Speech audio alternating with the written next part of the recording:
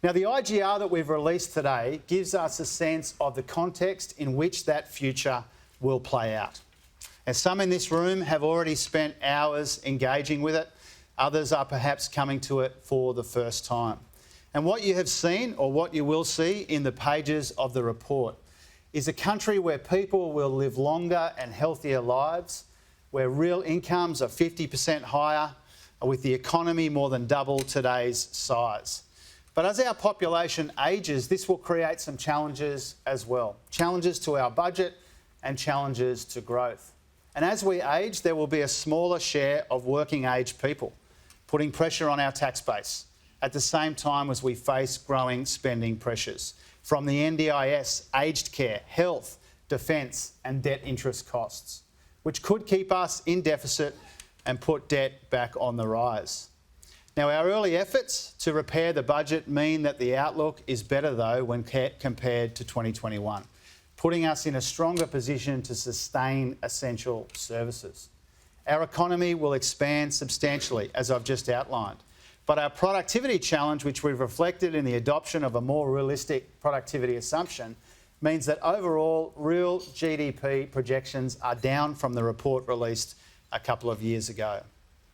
Now, that's a snapshot view of what things could look like in 40 years, but there have been enough of these reports that it's now understood that the projections made here aren't predetermined.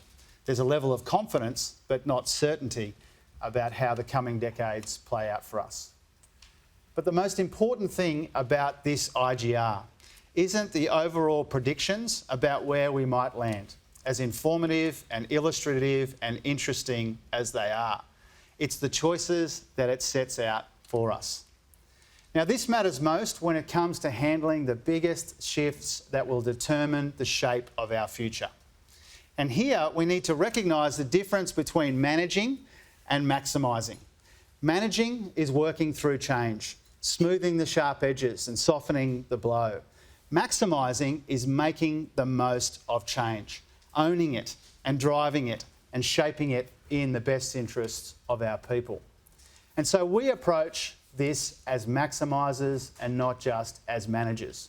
We're managing the economy in a responsible, methodical way and making good progress, but maximising the opportunities on the horizon at the same time.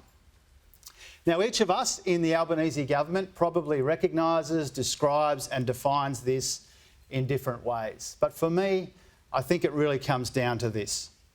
At a time of change, one thing is clear and pressing and absolutely foundational: to make Australia the biggest beneficiary of the shifts underway in our economy in ways that create more opportunities for more people in more parts of our country. That is the objective and that is the ambition, and this is how we own the future.